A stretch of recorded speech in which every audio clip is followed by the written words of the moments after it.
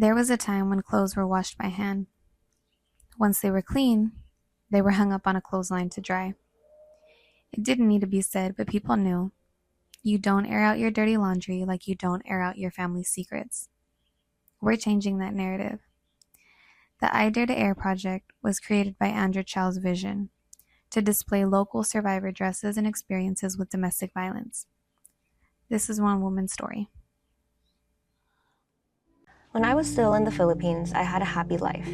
Though work was extremely difficult, it was as if I could do anything and surpass everything. It was probably because I knew that no matter what happened, my family and children would always be there to make me happy.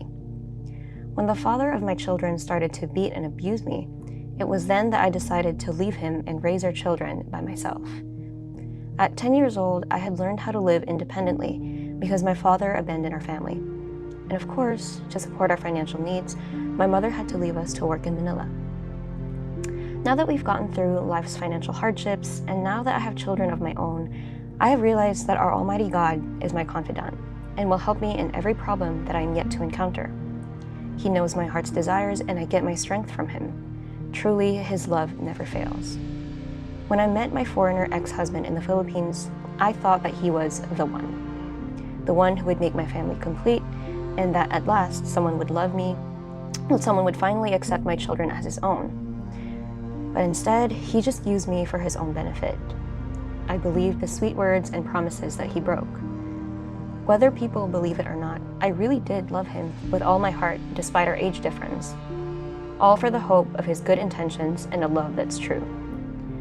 And again, because of the gap in age, I thought he couldn't possibly hurt me or betray me because he was wiser in years, therefore he should know better. But I was wrong. I had the impression that we would live together in peace, but he made me live at his parents' home. I didn't see any problem with living in their home. They were my new family after all. But his mother treated me with utmost disrespect. They treated me like their slave, and even then, I still tried to understand that their derogatory actions and behaviors were only because they were older. Though it wasn't just that. I found out that my husband was having an affair here in the United States with a woman he had been dating, and in the Philippines with multiple prostitutes. He treated me like an animal and violated my womanhood. It was then I decided to leave.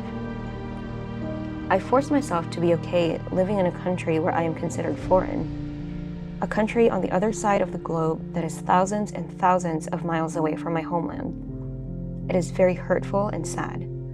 I don't have any family or relatives I can run to. Even though it's hard, I'm trying my all for a bright future awaiting my children. Love, Big Sister.